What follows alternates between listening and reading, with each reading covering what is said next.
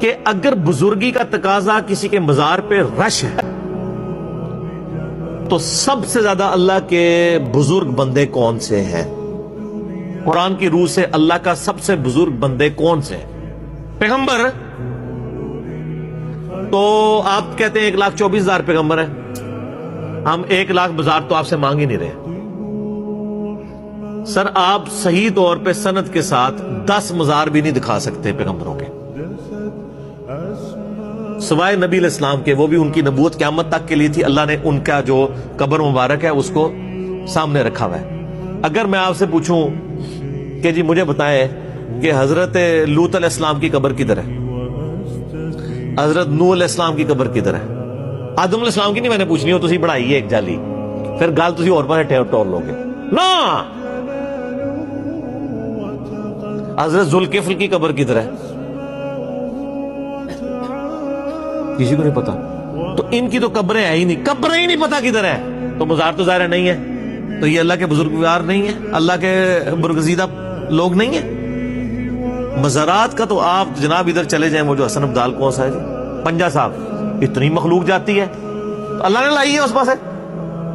دنیا پر قدر ایفرٹ ہے جی، جدھر مرضی لگا لیں. اور سر میں آپ کو جیل میں بتا سکتا ہوں کہ ایسے بھی مزارات موجود ہیں پوری زندگی ان لوگوں نے کپڑے نہیں پہنے ہیں، نماز تو خیر کبھی انہوں نے سوچی بھی نہیں، ان کو آتی بھی نہیں تھی، تو مر گئے ہیں تو پیچھے لوگوں نے ان کے بازار بنا دیے ہیں اور وہاں پہ لوگ بنتے ہیں، مرادوں کے لیے جا رہے ہیں. اور وہاں پہ ایک ٹھیا چل پڑا ہے. جس بندے نے پوری زندگی خود نماز نہیں پڑھی، اس کے بعد لوگ ادھر جا کے ان کے مزار پہ دعائیں کر رہے ہیں. تو اس طرح ایک ٹرینڈ، اسی لیے قرآن پاک میں آتا ہے یہ چند نام ہے جو تم نے اور تمہارے آباء و اجداد نے رکھ لیے. حضرت یوسف علیہ السلام نے بھی کہا تھا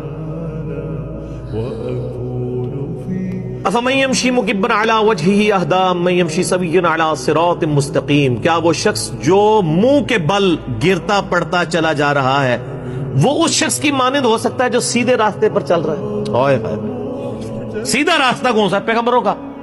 اہدنا الصراط المستقیم صراط الذین انعمت علیہم، راستہ ان لوگوں کا جن پہ تیرا انعام ہوا.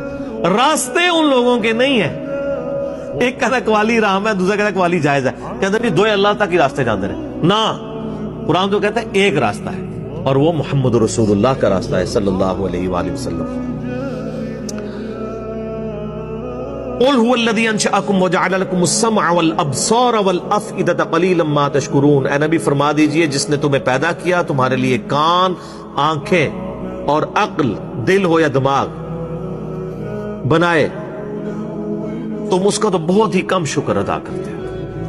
اس آیت میں بھی گھنٹوں بولا جا سکتا ہے. اللہ تعالیٰ نے یہ جو 3 انسٹرومنٹ انسان کو دے دیے نا جی، آنکھ، کان اور عقل، یہ پوری کی پوری اس وقت جو سائنس آپ کو نظر آ رہی ہے نا سر، ٹھیک ہے، یہ لادہ بات ہے، کسی رحمت اللہ علیہ کا بنائی ہوئی نہیں ہے. یہ نہ بجلی کسی رحمت اللہ علیہ نے دریافت کی ہے، وہ فیراڈے نے کی ہے. زمین سے پیٹرول سر ایڈون نے نکالا ہے، کسی رحمت اللہ علیہ نے نہیں نکالا. یہ اتنی جتنی بڑی سائنٹیفک آپ کو ترقی نظر آ رہی ہے، یہ ساری کی ساری ترقی اللہ تعالیٰ نے ان 3 انسٹرومنٹ سے کروائی ہے، کان، آنکھیں اور عقل. کان سے آپ پرانا پریویس نالج حاصل کرتے ہیں، آنکھ سے آپ آبزرو کر کے مزید نالج حاصل کرتے ہیں، اور اپنی عقل کو استعمال کر کے آپ ایک سٹیپ اور طے کر لیتے ہیں.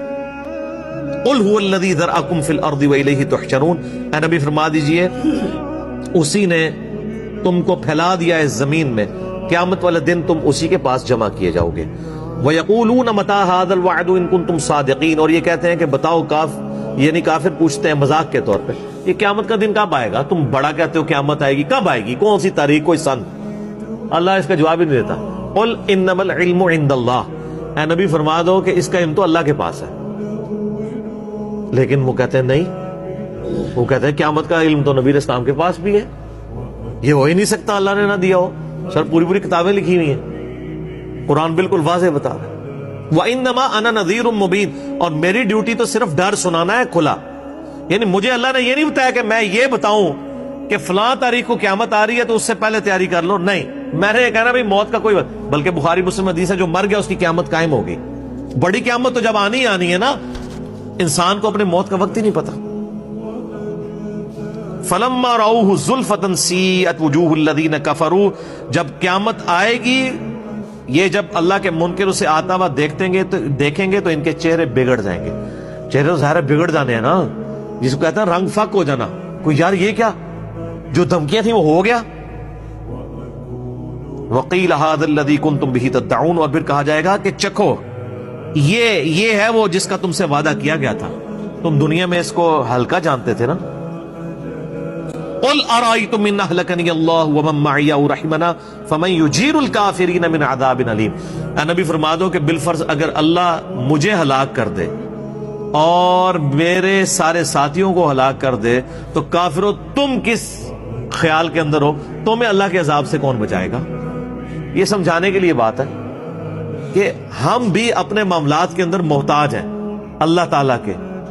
میں اور میرے ساتھی جو اللہ کو رسپانس کر رہے ہیں, ہم بھی اپنے رب سے اتنا ڈرتے ہیں کہ اگر اللہ تعالیٰ ہمیں ہلاک کر دے, اللہ کے مقابلے پہ ہمیں کوئی چھڑوا نہیں سکتا. تو کافروں تم کس چیز کی اکڑ میں ہو؟